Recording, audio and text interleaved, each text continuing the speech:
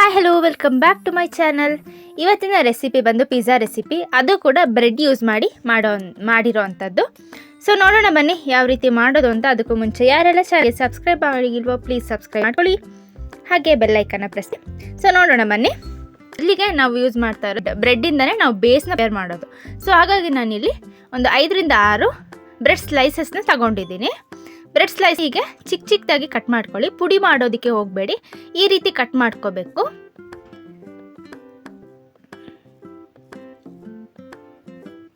So ಇಷ್ಟು ಪುಡಿ ಆದಮೇಲೆ ಇದಕ್ಕೆ 2 ಸ್ಪೂನಷ್ಟು ರವೆನ ಹಾಕ್ಕೊಳ್ಳಿ, ಯಾವ್ಯಾದರೂ ಓಕೆ.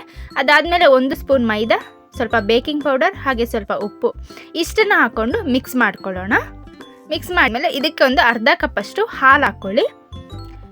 ಕಾಯಿಸಿರೋ ಹಾಲಾದರೂ ಆಗುತ್ತೆ ಅಥವಾ ರೂಮ್ ಟೆಂಪ್ಚಲ್ಲಿರೋವಂಥ ಹಾಲಾದರೂ ಆಗುತ್ತೆ. ಸೊ ಇದಕ್ಕೆ ಹಾಲು ಹಾಕ್ಕೊಳ್ಳಿ. ಸೊ ಕನ್ಸಿಸ್ಟೆನ್ಸಿ ಯಾವ ರೀತಿ ಬೇಕು ಅಂತ ಮುಂದೆ ಹೇಳ್ತೀನಿ ನಾನು. ಸೊ ನೋಡ್ಬೋದು, ಈ ರೀತಿ ಗಟ್ಟಿಯಾಗಿ ಇರಬೇಕು. ಅಂದರೆ ಒಂದು ಹಿಟ್ಟು ಯಾವ ರೀತಿ ಬೇಕು ಆ ರೀತಿ ಮಾಡ್ಕೊಂಡು ಒಂದು 5 ಮಿನಿಟ್ಸ್ ರೆಸ್ಟ್ ಮಾಡೋದಕ್ಕೆ ಬಿಡೋಣ. ಅದಾದಮೇಲೆ ಈ ರೀತಿ ಒಂದು ಕಡಾಯಿ ತಗೊಂಡು ಅದಕ್ಕೆ ಒಂದು 2 ಸ್ಪೂನಷ್ಟು ಬೆಣ್ಣೆ ಅಥವಾ ನಾನಿಲ್ಲಿ ಆಯಿಲ್ನ ಯೂಸ್ ಮಾಡ್ಕೊಳ್ತಾ ಇದ್ದೀನಿ. ತುಪ್ಪ ಬೇಕಾದರೂ ಹಾಕೋಬೋದು. ಒಂದು 2 ಸ್ಪೂನ್ ಹಾಕ್ಕೊಂಡು ಈ ರೀತಿ ಸವರ್ಕೊಳ್ಳಿ. ಅದಾದಮೇಲೆ ಗ್ಯಾಸ್ ಆನ್ ಮಾಡಿಕೊಂಡು ಇದು ಬಿಸಿ ಆದಮೇಲೆ ನಾವು ರೆಸ್ಟ್ ಮಾಡೋದಕ್ಕೆ ಇಟ್ಟಿದ್ವಲ್ಲ ಆ ಮಿಕ್ಸ್ಚರ್ನ ಇದಕ್ಕೆ ಒಂದು ಬೇಸ್ ಥರ ಇದಕ್ಕೆ ಈ ರೀತಿ ಸವರ್ಕೊಳ್ಬೇಕು. ಯಾವ ರೀತಿ ವಿಡಿಯೋದಲ್ಲಿ ತೋರಿಸ್ತಾ ಇದ್ದೀನಿ ಆ ರೀತಿ ಮಾಡ್ಕೊಳ್ಳಿ. ಸ್ವಲ್ಪ ದಪ್ಪನಾಗೆ ಇರಲಿ. ಸೊ ಈ ರೀತಿ ಆದಮೇಲೆ ಸ್ಟವ್ ಆನ್ ಮಾಡ್ಕೊಂಡು ಇದಕ್ಕೆ ಲೋ ಫ್ಲೇಮಲ್ಲೇ ಇದನ್ನು ಬೇಯಿಸ್ಕೋಬೇಕು. ಇದೇ ನಮ್ಮ ಮೇನ್ ಪಿಜ್ಜಾ ಬೇಸ್ ಆಗಿ ಬರುತ್ತೆ.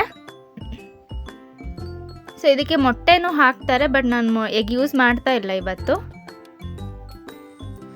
ಇದನ್ನು ಇವಾಗ ಲಿಡ್ ಕ್ಲೋಸ್ ಮಾಡಿಕೊಂಡು ನಾವು ಇದನ್ನು ಒಂದು 2 ನಿಮಿಷ ಬೇಯಿಸ್ಕೊಳ್ಳೋಣ ಲೋ ಫ್ಲೇಮಲ್ಲಿ. ಇಲ್ಲಿ ನಾನಿಲ್ಲಿ ಸಾಸ್ ರೆಡಿ ಮಾಡ್ಕೊಳ್ತಾ ಇದ್ದೀನಿ. ಟೊಮೆಟೊ ಕೆಚಪ್ ತೊಗೊಂಡಿದ್ದೀನಿ ಒಂದು 4 ಸ್ಪೂನಷ್ಟು, ಹಾಗೆ 4 ಸ್ಪೂನಷ್ಟು ಮೈನೀಸ್ ತೊಗೊಂಡಿದ್ದೀನಿ. ಸೊ ಇಷ್ಟೇ ಬೇಕಾಗಿರೋವಂಥದ್ದು. ಇದನ್ನು ಮಿಕ್ಸ್ ಮಾಡ್ಕೊಳ್ಳೋಣ. ಮಿಕ್ಸ್ ಮಾಡಿಕೊಂಡು ಇಲ್ಲಿ ನಮಗೆ ನಮ್ಮ ಪಿಜ್ಜಾ ಸಾಸ್ ರೆಡಿಯಾಗಿದೆ.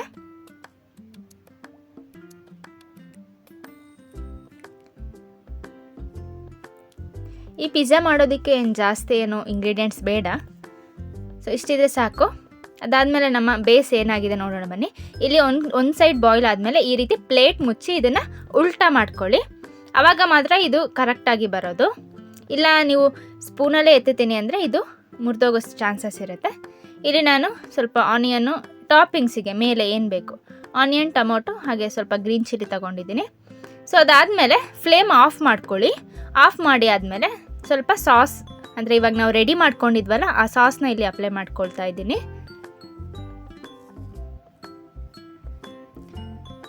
ಅದಾದಮೇಲೆ ಮೇಯ್ನ್ ಬೇಕಾಗಿರೋವಂಥದ್ದು ಚೀಸ್.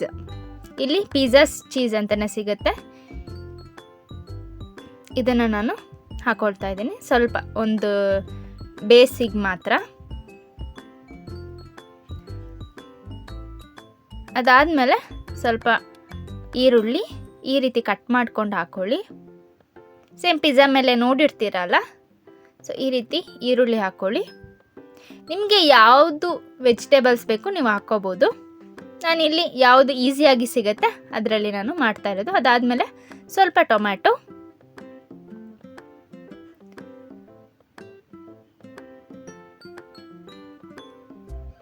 ಸ್ವಲ್ಪ ಚೆನ್ನಾಗಿ ಕಾಣಲಿ ಅಂತ ಸ್ವಲ್ಪ ಹಸಿಮೆಣಸಿನ್ಕಾಯಿನ ಹಾಕ್ಕೊಳ್ತಾ ಇದ್ದೀನಿ. ಅಂದರೆ ಮನೇಲಿ ಈಸಿಯಾಗಿ ಸಿಗೋದಂತಲ್ಲ. ಅದಾದಮೇಲೆ ನೆಕ್ಸ್ಟ್ ಇದು ಕ್ಯಾರೆಟ್ ಇತ್ತು. ಸೊ ಕ್ಯಾರೆಟ್ನ ತುರಿ ಹಾಕ್ಕೊಳ್ಳಲ್ಲ, ಬಟ್ ಸ್ವಲ್ಪ ಹೆಲ್ತಿಯಾಗಿರಲಿ ಅಂತ ನಾನು ಕ್ಯಾರೆಟ್ ತುರಿನೂ ಹಾಕ್ಕೊಳ್ತಾ ಇದ್ದೀನಿ.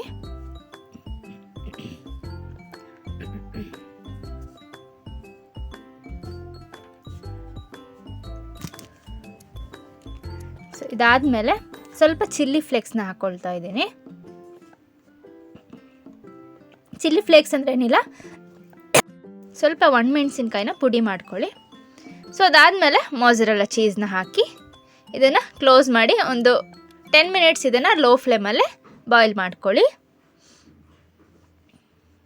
ಸೊ ಇಷ್ಟೇ ನೋಡಿದ್ರಲ್ಲ ಪಿಜ್ಜಾ ಮಾಡೋದು.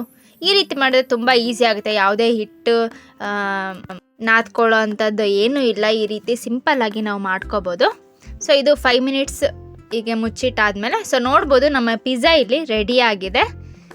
ಸೊ ಇದನ್ನು ಬಿಸಿ ಬಿಸಿಯಾಗಿ ಸರ್ವ್ ಮಾಡಿಕೊಂಡ್ರೆ ತುಂಬ ಚೆನ್ನಾಗಿರುತ್ತೆ. ಸೊ ನೆಕ್ಸ್ಟ್ ನಾನಿಲ್ಲಿ ಪ್ಲೇಟಿಗೆ ಟ್ರಾನ್ಸ್ಫರ್ ಮಾಡ್ಕೊಳ್ತೀನಿ.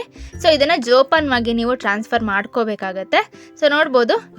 ಅದಾದಮೇಲೆ ನಾನಿಲ್ಲಿ ಕಟ್ ಮಾಡಿ ತೋರಿಸ್ತೀನಿ ಹೇಗೆ ಬಂದಿದೆ ನಮ್ಮ ಪಿಜ್ಜಾ ಅಂತ. ಸೊ ನೋಡೋದಕ್ಕೇ ತುಂಬ ಚೆನ್ನಾಗಿ ಕಾಣ್ತಾ ಇದೆ.